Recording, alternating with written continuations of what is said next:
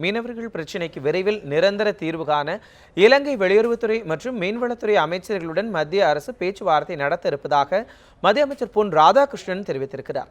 இலங்கை கடற்படையால் தமிழக மீனவர்கள் தாக்கப்படுவது, சிறைபிடிக்கப்படுவது போன்ற பிரச்சினைகளுக்கு தீர்வு காணக்கூடிய வகையில் மத்திய அரசு சார்பில் டெல்லியில் ஆலோசனை கூட்டம் இன்று நடைபெற்றது.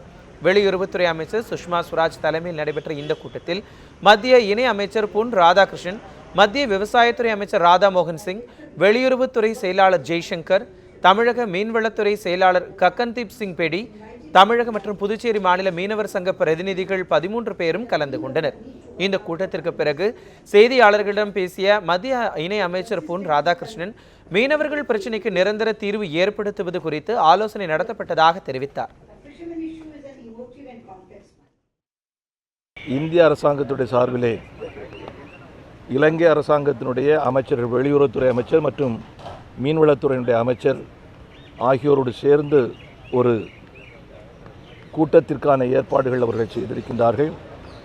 அது கூடிய விரைவில் நடைபெற இருக்கின்றது. இந்த கூட்டத்திலே மீனவர்களுடைய நிரந்தர தீர்வுக்கான பிரச்சனைக்கான தீர்வுக்கான பேச்சுவார்த்தைகள் நடைபெற இருக்கின்றன. மரியாதைக்குரிய சுஷ்மா ஸ்வராஜ் அவர்கள் இன்று சில விஷயங்களை எடுத்து வைத்திருக்கின்றார்கள், தீர்வுக்கான விஷயங்களை எடுத்து வைத்திருக்கின்றார்கள்.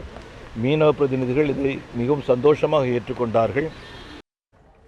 இதனிடையே இந்த கூட்டத்தில் மீனவர் சங்கங்கள் சார்பாக கலந்து கொண்ட இளங்கோ, கூட்டத்தில் எடுக்கப்பட்ட முடிவுகள் திருப்தி அளிப்பதாகவும் அடுத்த மாதம் இலங்கை அமைச்சர்களுடன் பேச்சுவார்த்தை நடத்தப்படும் என்று மத்திய அரசு உறுதி அளித்திருப்பதாகவும் தெரிவித்தார். கூட்டத்தில் மிக முக்கியமாக பேசப்பட்டது 4வது கட்ட பேச்சுவார்த்தை வெகு விரைவாக நடத்தப்பட வேண்டும்.